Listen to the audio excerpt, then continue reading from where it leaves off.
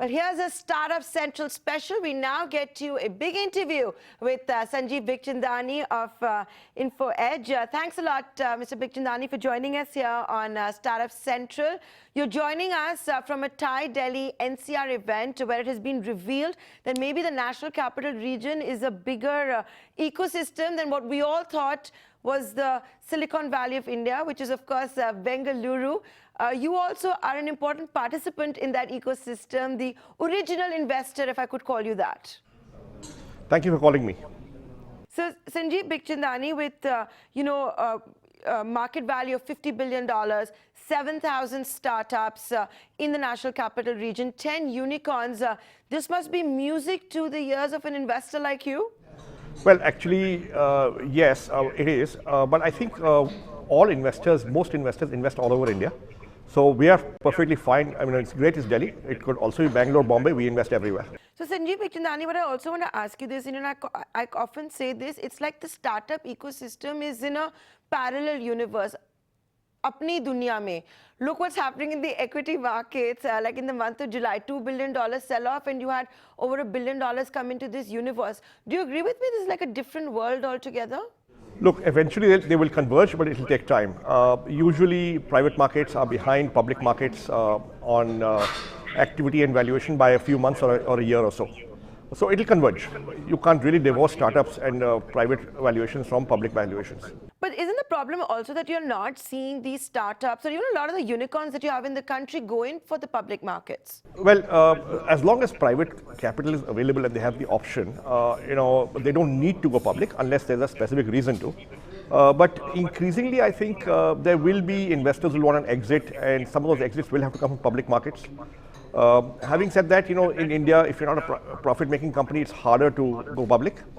And in private markets, they're willing to give a lot more time for startups to get to profit. So there is that dichotomy, and that needs to be fixed. Mr. Bikhchandani, I can't be interviewing you and not ask you on one of your big investments because, it's been the flavor of this season and so much has been spoken about. Zomato. First, there was the entire logout controversy where, Zomato continues to be at loggerheads with restaurants. Then over the weekend, there was news about how Zomato is laying off over 500 employees. Has this investment gone as you had envisaged, and what will these recent troubles mean for your investment and Zomato? So I think Zomato and NRAI are talking constantly. I think that problem is being resolved as we speak. A lot of it has been resolved. A number of restaurants have come back onto the platform. So I think that problem is either behind us or hopefully will be behind us soon. I think restaurants need Zomato, Zomato needs restaurants, and both of them need customers. And therefore, it'll get fixed.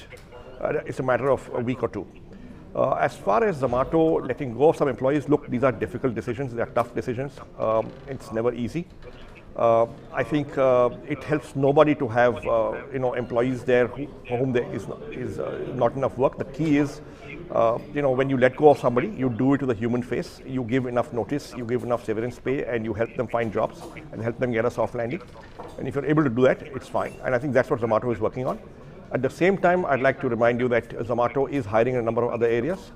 Zomato is, for example, the number of delivery partners of Zomato has gone up from 50,000 15 months ago to almost 2.5 lakhs now, maybe 2,30,000. That's 180,000 more people earning livelihoods. So as organizations grow, there are calibrations, there are adjustments, and this is one of them. So you're saying that this is just recalibration in a department where Zomato is laying off, because a lot of people have jumped the gun and say maybe that's also happening because of the logout controversy. That's not true. Would you look to give more money to Zomato, increase your investment? Well, Zomato has many options to raise money from, should it need money. But Zomato currently is focusing on cutting burn and getting to near break-even, which I think looks possible in the next few months.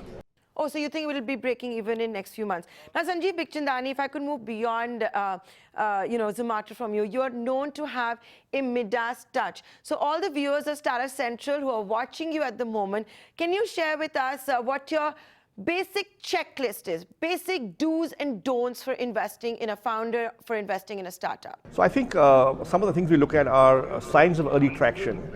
Is this solving an unsolved problem? Does it have early traction? Is it getting customers? Is there some early revenue? Then how good is the founding team? And what's the competition like? And these are 3 or 4 things we look at. And of course, post this, there are many other things that we look at, but these are three big ones. And any don'ts that you have, like something that puts you off and you said, this is not worth it, I will never go near this? Well, I think the entrepreneur should be completely depending on this startup. He has to have burnt his boats, burnt his bridges. So if he's doing two businesses and raising money in one, we are less likely to go in because he can succeed without us succeeding. So the interests have to be convergent and totally aligned. The investor and the entrepreneur have to be have totally convergent interests. Okay. Now, Sanjeev Bikhchandani, would I be unfair and cheeky if I were to ask you that do you have a favorite in your portfolio? No, I think, all companies, all entrepreneurs try hard. Some succeed less so. That does not make them any worse off as entrepreneurs. They have courage, they have commitment, they tried, and we stand by all of them and we respect all of them. Obviously, the ones that succeed, give us the capital to continue investing, and they are important. But the ones that fail, they are also important. They risk their lives, and we respect them for that. Having said that, if I were to look at your own portfolio, Sanjeev Bikhchandani, you're a great guy to get a sense of the economy. So much gloom and doom is being painted at the moment, right? But you have also direct access to data point, for example, when we talk about employment and job creation. What is Sanjeev Bikhchandani's view of the economy at the moment, especially to do with jobs? So I think IT is doing all right, and that's a big part of our business. It's a big part of the new economy. So, and there are thousands of IT companies that are doing all right. I think some of the other sectors are a bit challenged, but hopefully in a couple of quarters they'll come out of it. Can I ask you what Sanjeev Bikhchandani's mantra for success is in a current down cycle, current headwinds that we're seeing for the economy at the moment? I think be frugal, conserve capital, and make sure you're focused on the customer and delivering value to the customer, and you'll come out of it fine. What do you think are the upcoming sectors, for example? What do you have your eyes out for at the moment? So we essentially invest in consumer internet and B2B SaaS and some mobile.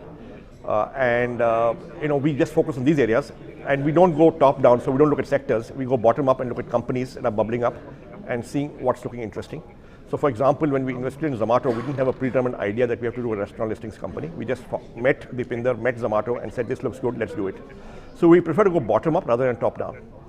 So we've invested in an agri-tech startup which is helping farmers in rural Madhya Pradesh. We've invested in a company called Shop Kirana, which is doing last mile logistics and for small Kirana stores in Indore.